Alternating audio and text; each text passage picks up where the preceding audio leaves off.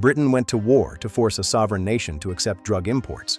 It won, and the legal and enforcement framework the world eventually built to control narcotics was constructed by the same powers that spent the 19th century profiting from them. This is the foundational contradiction at the center of the modern global drug control system, and almost nobody who enforces that system has been taught it. In the early 19th century, the British East India Company had a trade problem. Britain was consuming enormous quantities of Chinese goods, silk, porcelain, and above all tea, and paying for them in silver. The trade deficit was significant and growing.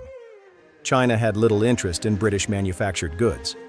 The Qing Emperor's famous letter to King George III had made the Chinese position explicit. China possessed all things and had no need of outside barbarian products. The silver was flowing one direction, and the British treasury was not pleased.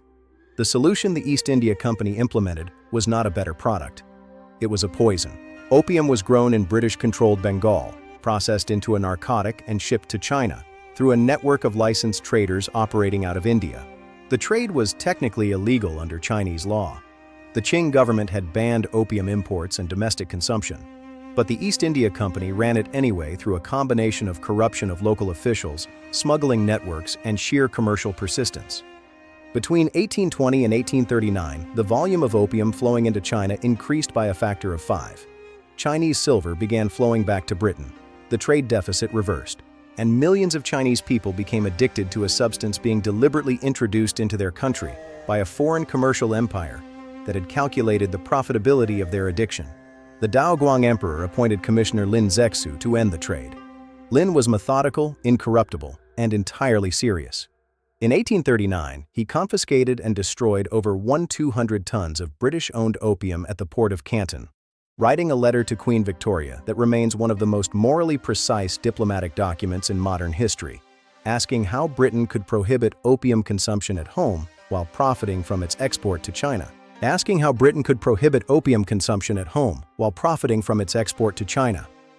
He received no reply. Instead, Britain declared war. The First Opium War of 1839 to 1842 ended with the Treaty of Nanking, the first of what Chinese historians call the Unequal Treaties. China ceded Hong Kong to Britain. China paid an indemnity of 21 million silver dollars. China opened 5 treaty ports to foreign trade, and the opium trade continued, now protected by the implied threat of British naval force. The Second Opium War of 1856 to 1860 reinforced and extended these concessions. By the time the trade was finally formally legalized under Chinese pressure, then eventually wound down as the Qing dynasty collapsed, an estimated 10 million Chinese people were addicted. The damage to Chinese sovereignty, economy, and social fabric was generational. Here is where the story takes its most important and least discussed turn. By the late 19th and early 20th centuries, several converging forces were creating pressure for international narcotics control. The opium problem had become an embarrassment, even to the powers that had created it. Missionary organizations in Asia and the United States were documenting the social devastation of opium addiction and generating political pressure at home. American domestic anxiety about drug use, particularly focused on Chinese immigrant communities in the western United States, was creating demand for federal regulation. And the pharmaceutical industry was discovering that drugs like morphine, heroin, and cocaine, initially marketed as medical miracles, were generating serious addiction problems of their own. The first international response was the Shanghai Opium Commission of 1909, convened at American initiative, which brought together 13 nations to discuss the opium problem. The Hague Opium Convention of 1912 followed, establishing the principle that narcotics should be controlled through national legislation and international cooperation. These were the institutional ancestors of every drug control treaty and enforcement mechanism that followed, up to and including the United Nations Single Convention on Narcotic Drugs of 1961, which is the legal foundation of the global drug control system that operates in 2026.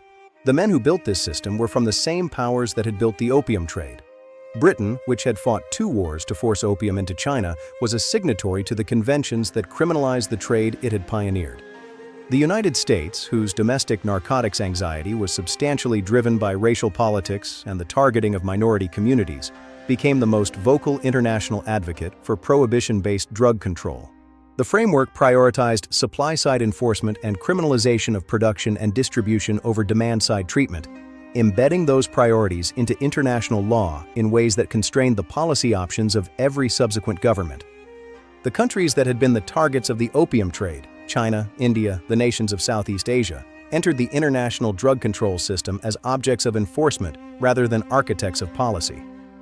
The legal architecture was designed by the perpetrators of the original system to manage a problem they had created in ways that served their ongoing strategic and commercial interests.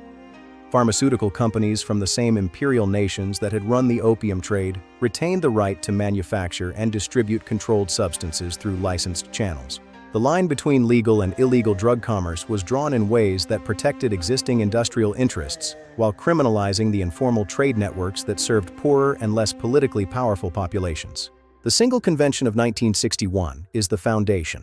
The 1971 Convention on Psychotropic Substances and the 1988 Convention Against Illicit Traffic in Narcotic Drugs built upon it. Every national drug enforcement agency in the world operates within a legal framework whose institutional ancestors were the men who gathered in Shanghai in 1909 to manage a problem Britain and the East India Company had spent 70 years creating. Whose institutional ancestors were the men who gathered in Shanghai in 1909 to manage a problem Britain and the East India Company had spent 70 years creating. Commissioner Lin Zexu asked Queen Victoria how a nation that prohibited its own citizens from consuming opium could justify profiting from exporting it to someone else's. The question has never been answered.